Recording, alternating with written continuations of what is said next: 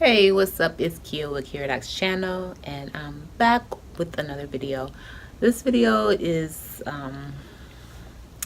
going to be about what black men need, but it's not to black men. It's not like what black men need to do. It's what black men need and how society needs to adjust itself so that black men can thrive.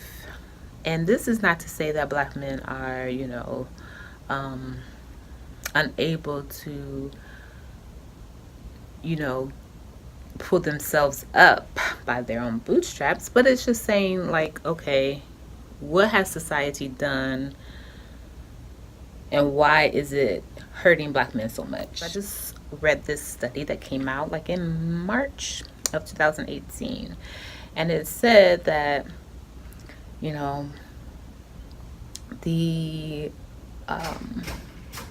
gap, the generational wealth gap between white people and black people is dependent on how well black men do, and not necessarily how well black women do. They, meaning society, meaning the people in charge, need to have a permanent lower caste, lower class. And those people are the ones that keep the economy afloat, but they are not compensated for that. They do a lot as far as physically, but their compensation or their thanks or praise is minimal.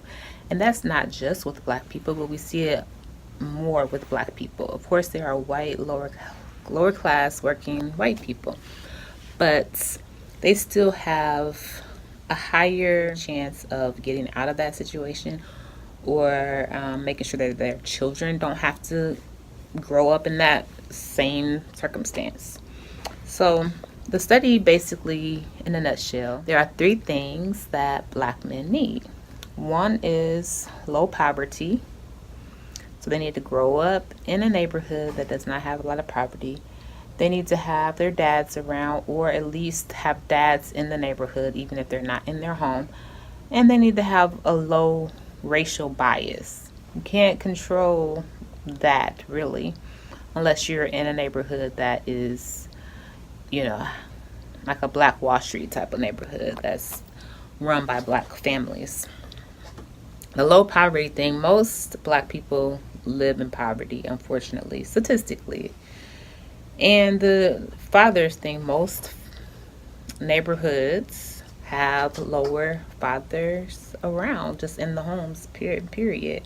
And this study didn't even say you had to be in the same home with your father. It just was saying a neighborhood that had at least 50 to 60% of fathers in homes. Those neighborhoods produced children, black boys, that did better than the neighborhoods that had even lower amounts of father involvement. So we know this. We know that, you have to have money to make money. We know how important dads are. And we know that this society is very biased against black people, especially black boys. So the study really didn't reveal new information. It just supported information that we already knew. What is taking black men out of the black community? One answer is that black men are disproportionately imprisoned more than any other race. But why is that? One theory that I hear a lot is that poverty is the main reason why black men are going to jail at higher rates. And I have said that myself as well. More black families live in poverty, partly due to having just one income. That most of the black families are run by a single person, a single mother. So she has just one income as opposed to other families with two incomes. So they're more likely to be in poverty, which would indicate that they would have a higher chance of going to jail. But correlation doesn't always equal causation. And we can see that with this part of the study. This study found that a black man from a family making the top 1%, so making millions, has the same likelihood of going to jail as a white man from a family that was making just $36,000 per year. So we can see it's not just an income or a resources thing, it's a racial thing. That is telling. It's very telling. No matter how much individual income and wealth you have, you're still a part of this grander plan to keep certain people at the bottom. If you get out of line too much, they're going to remind you, like, look, we can ruin you. Z has been telling you time, like, okay, I was doing all this drug trafficking, y'all wasn't bothering me, but now that I'm actually trying to do something for my community, and now you want to indict me on some stuff. Now you want to tap my phone lines, you know? But people like Jay-Z and Beyonce, we really need to support them because that's really our leader. I'm like, hold up. Let me rephrase that, clarify that real quick. Okay, so what I mean by that is if we did need a leader, we do need to have some people in positions and we need to hold them accountable. We shouldn't just support them blindly, but we should hold them accountable. These are the people who have the biggest voice and they have the biggest impact and influence. And let me not forget about LeBron James. He was recently in the news for opening his school in Akron. It's a part of Akron Public School System. It opened July 30th on my birthday, and he is a wonderful example of giving back to the community, being a positive role model, and passing down his wealth to a Black family. He's actually one of my favorite celebrities right now, and I appreciate him and what he's doing, and I'm all about that. There was a story that I wanted to address that supported this report, and I'm going to leave the report in the description box so you can look through it, take your time and go through all of the points that it makes. Cameron Terrell, he was or is 18 years old. I think he was 18 at the time of he got involved with a gang. He is a son of a rich family. He got involved with the gang, participated, he joined this gang, and as we all know, or most people know, when you are initiated into a gang, you have to participate in gang activity. So he was participating. He was a driver, and he drove to a location where another Black man, young man, was murdered. And he drove away. Police believe high school senior Cameron Terrell may have been behind the wheel in the South LA murder of Justin Holmes on October 1st. Terrell, a suspected gang member pictured in this music video, was a story that made national headlines for issues of race and wealth. A high school student from Rancho Palos Verdes Estates was arrested in connection with the South LA murder back in October. Well, today, a jury cleared the wealthy white teen who was accused of driving the getaway car. KCAL 9's Tom Wade is live tonight in downtown where the case was decided. Tom? And that's right, Susie. The courthouse just behind me is where the jury came back with this verdict, clearing this teen of the charges against him. And as you said, it's creating some controversy tonight. I'm just happy to be free. I'm happy this is over with.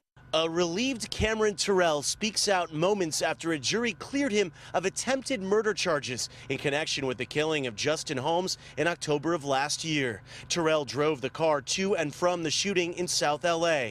His attorneys argued Terrell did not know he was driving to what would be the scene of a murder. The jury believed them. I talk to God every day, and God knows all my sins.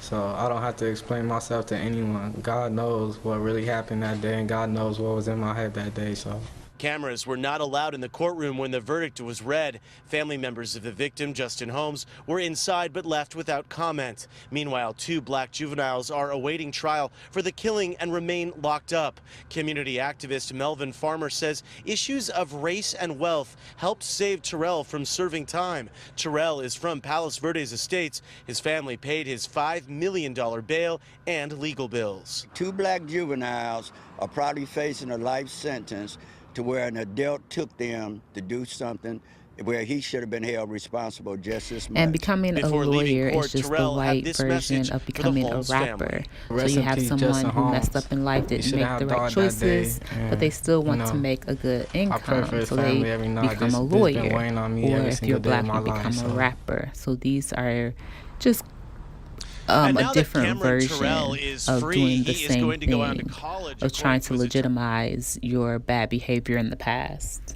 And just to further clarify what I mean these professions, rapper and attorney, you can have a criminal past or criminal background and use that to your advantage in these particular fields.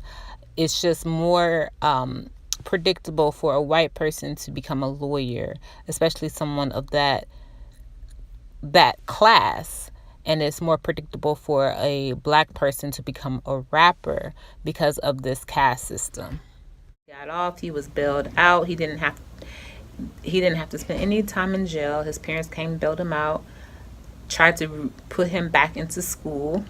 The school protested, and he finished his studies at home, but he was able to graduate.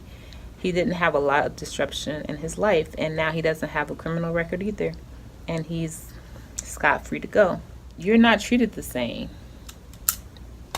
And this just goes to show you.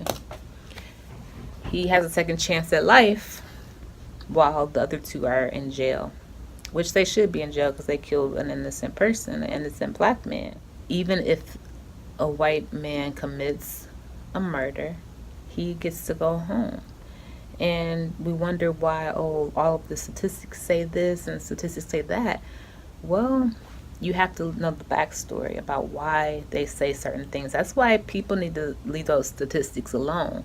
Because a lot of times you don't even know what they're saying. You're just saying, 50% or 80%, not realizing the numbers behind it, not realizing a lot of different things that go into making these statistics or what they're actually saying. They will change a word and it changes the entire meaning, but you're stuck on 80%. That's all your mind is stuck on. So you're thinking, wow, more than half, the majority of people are doing this. But really, they're talking about a majority of a particular niche population. So that population could be, women between 18 and 19 that are going to college in the Midwest. So now we have all these other women that have been left out of the study. But now we're thinking, 80% of women. But really, that's not the case. That's just one example of how statistics mess up your mind. So stop with the statistics, because they were created just to put the impression in our minds that black people are innately inferior. Because you will never find a statistic that says anything negative about a white person, especially a white man, straight white man. Now let's recap. In this video, we identified the 3 things that young black boys need to become successful black men. And those things are low racial bias, high male involvement, and low poverty. We briefly discussed the first 2, but we did not discuss poverty just yet. The way out of poverty is to increase your earning potential. And in that, I believe that we need to focus more on math and science.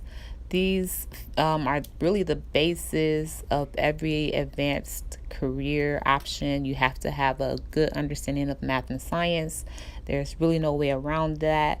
We need to practice as much as we practice for football and basketball. We need to practice math. We need to make it fun for children, because that is what children love. They like to enjoy things and like to have fun and be children. And I don't think we need to take that away from them, but we also need to teach them that it's very important to master these skills. That's all I have for you today. Thank you so much for tuning in. I appreciate you. And until next time, peace.